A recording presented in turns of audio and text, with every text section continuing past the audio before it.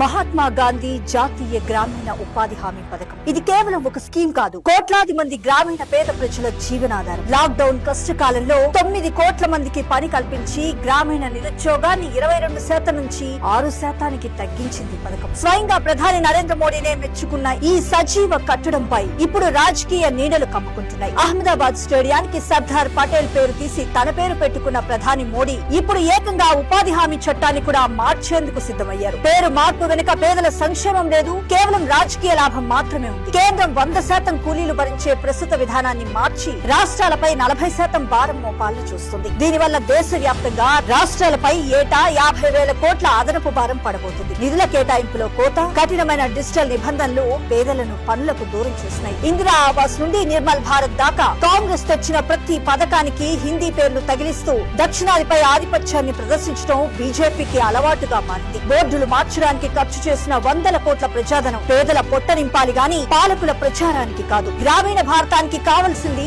పేరు మార్పులు కాదు, పని హక్కు, బతుకు భరోసా. బోర్డులు మారితే బతుకులు మారవు. విధానాలు మారినప్పుడే సామాన్యునికి న్యాయం జరుగుతుందని గుర్తించని కేంద్రం ప్రజల జీవితాలను ఆగం చేస్తూ తన అధికార దాహాన్ని తీర్చుకుంటోంది.